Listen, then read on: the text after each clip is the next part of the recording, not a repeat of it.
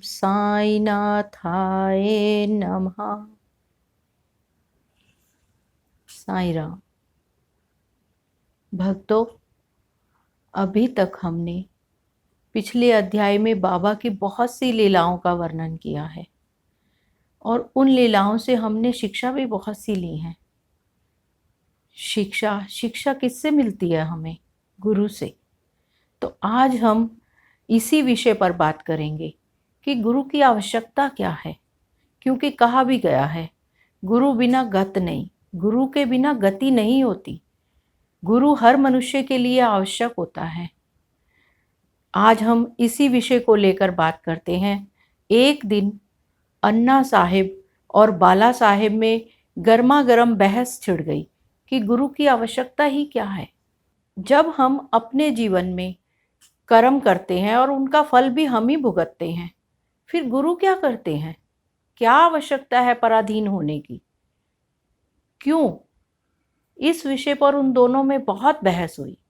बहस करते करते दोनों को 1-1.25 घंटा बीत गया, लेकिन कुछ निष्कर्ष नहीं निकला। तो काका साहेब को समझ में आया इस बहस का कारण कहीं ना कहीं अहंकार है। तो उन्होंने उस बहस को छोड़ दिया। उनका मन अशांत हो गया। फिर वो कुछ लोगों के साथ जब मस्जिद में गए तो बाबा ने काका साहेब को संबोधित करके बोला, साठेवाड़ा में क्या चल रहा था? किस बात पे बहस हो रही थी? बाबा की इस बात को सुनकर वो अचंभित हो गए। उन्हें यह समझ में नहीं आ रहा था कि इस बहस के बारे में बाबा को कैसे पता चला, क्योंकि साठेवाड़ा और बाबा की मस्जिद में काफ़ी सारी दूरी थी। बाबा कैसे जान गए कि साठेवाड़ा में गुरु के विषय पर बहस कर रहे थे हम? बाबा तो अंतर्यामी है, बाबा सर्वज्ञ हैं, बाबा तो सब जानते हैं। दूसरे दिन जब वो मस्जिद में जाकर बाबा से घर जाने की अनुमति मांगी तो बाबा ने स्वीकृति दे दी। वहाँ पर उपस्थित किसी व्यक्ति ने बाबा से प्रश्न किया कि बाबा कहाँ जाएं? बाबा ने उत्तर दिया, पथ तो बहुत हैं, एक पथ ये भी है, पर इसमें गड्ढे हैं, जंगली जानवर हैं। अगर तुम्हारे साथ कोई पथ प्रदर्शक होगा, तुम्हें कोई रास्ता दिखाने वाला होगा, तो तुम गड्ढों में नहीं गिरोगे। तुम उन विपदाओं से, उन मुसीबतों से बच जाओगे। इसका मतलब बाबा क्या कहना चाहते थे? बाबा इसका मतलब गुरु से लगा रहे थे। अगर तुम अपने जीवन में, अपने जीवन की कठिनाइयों को वो गड्ढे और जंगली जानवर बता रहे थे, और गुरु के मतलब वो ले रहे थे पथ प्रदर्शक से। अगर तुम्हारी जिंदगी में रास्ता दिखाने वाला गुरु होगा तो तुम अपनी जिंदगी में किसी भी मुसीबत में नहीं पड़ोगे, आसानी से निकल जाओगे उस रास्ते से।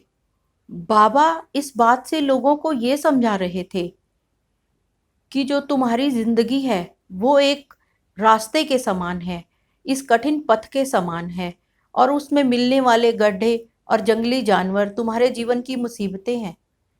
अगर तुम्हारे रास्ते में पथ प्रदर्शक है, रास्ता दिखाने वाला है, तो तुम गड्ढे में नहीं गिरोगे, उन जंगली जानवरों से भी बच जाओगे, बिना किसी मुसीबत, बिना किसी नुकसान के निकल जाओगे उस रास्ते से। उसी तरह अगर तुम्हारे जीवन में गुरु है तो तुम अपनी ज़िंदगी को बड़ी आसानी से जियोगे, किसी मुसीबत में नहीं पड़ोगे। अपने गुरु के जीवन की लीलाओं से शिक्षा लेके हर उस मुसीबत से निकल जाओगे जो तुम्हें ज़िंदगी में आती है। इस लोक में और उस लोक में भी हर जगह तुम्हारा आदर होगा। गुरु की आवश्यकता तो बड़ों बड़ों को पड़ी है, क्या राम क्या कृष्ण। राम ने अपना गुरु विशिष्ट माना और कृष्ण ने अपने गुरु संदीपनी को अपनाया। तो हम क्या हैं? हम गुरु के बिना कैसे जी सकते हैं? हमारी जिंदगी में गुरु तो सबसे ऊपर है। वो कहते भी है ना, गुरु गोविंद दोनों खड़े, काके लागू पाए, बलिहारी गुरु आपने, जिस गोविंद दियो मिलाए। गुरु और भगवान जब दोनों हमारे सामने हों तो हम पहले गुरु के चरण स्पर्श करेंगे। क्यों? क्योंकि गुरु ने हमें भगवान तक पहुंचने का रास्ता बताया है। इसीलिए गुरु हमारे जीवन में बहुत आवश्यक है। हमारी गति ही गुरु से होती है। बिना गुरु के तो गति ही नहीं है। देखा जाए तो आज के परिवेश में इंसान की जिंदगी में मुसीबतों के पहाड़ हैं जिन्हें वो आसानी से कभी पार नहीं कर सकता। लेकिन अगर हम अपने गुरु की जीवन से शिक्षा लें, जैसे मैंने बाबा को अपना गुरु माना है, मैं उनकी लीलाओं से शिक्षा लेकर अपनी जिंदगी की हर मुसीबत को पार करती हूँ। मुझे कभी कोई परेशानी नहीं हुई। बाबा हर समय मेरे सिर पे हैं।